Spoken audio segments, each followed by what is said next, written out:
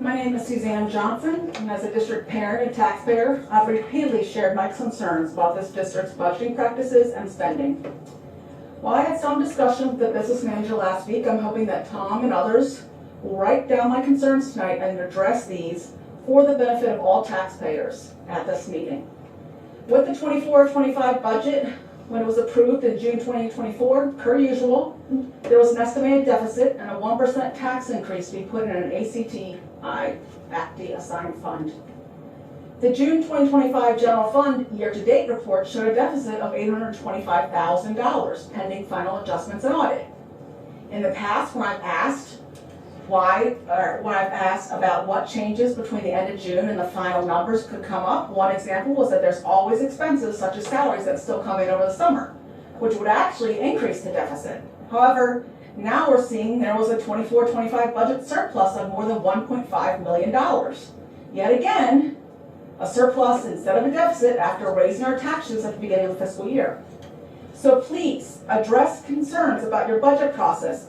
When there's consistently a deficit and a tax increase when planning the budget, except the none this year as far as taxes, then that turns into a surplus miraculously at the end of the year when the audit's done.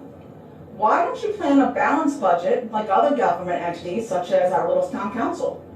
And I also asked what final adjustments would come in after June 30th to change an estimated deficit to a surplus for last year's budget. Last year, I repeatedly said the district shouldn't purchase any buses until they determine a transportation plan that would put drivers in those buses. You went and bought one, but now you've decided to contract out transportation services and sell off most of the fleet. So I'm happy to see the suggestion of $600,000 from that unneeded transportation reserve, along with other funds, transferred to reflect a total of $700,000 being allocated to an ACTI land purchase assigned fund. Last November, when you were going over fund allocations like you just did, you reflected the $180,000 from the 24-25 tax increase going to an ACTI assigned fund. But I'm not seeing that reflected in your charts presented last week. So Tom and others taking notes, please tell us why you promised the taxpayers that $180,000 from our tax increase would be allocated to ACTI. And then if you transfer $600,000, why there wouldn't be a balance of $780,000 in that ACTI fund? 600 plus 180 is 780, not 700. Otherwise, you aren't really following through with the promises you made to the taxpayers. Further, you're suggesting $475,000 from the completed land sale and an upcoming $275,000 from a land sale going toward the athletic fields project already in the design phase. However, the district already told taxpayers the land sales would be used to offset the 2023 purchase of fields used for the LHS agriculture programs. These chickens were counted before they hatched, and now you're counting them twice, once for agriculture and now for athletics. So again, it seems you aren't following through with what you previously told the taxpayers.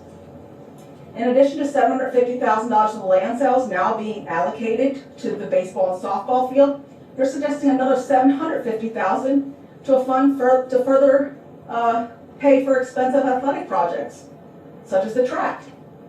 As I've previously said, I'm concerned that you are prioritizing expensive facility and athletic projects over things such as special education funding. For the 25-26 budget, you needed to rely on the unassigned fund to cover the required annual operating expense of the autism classroom, which doesn't demonstrate fiscal responsibility.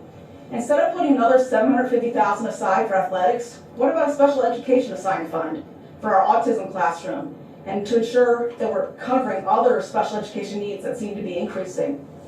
Otherwise, you're going to tell our taxpayers you need another tax increase to cover operating expenses come this spring. As I keep saying, there needs to be more consideration on the impact of taxes and some hard decisions need to be made about spending priorities.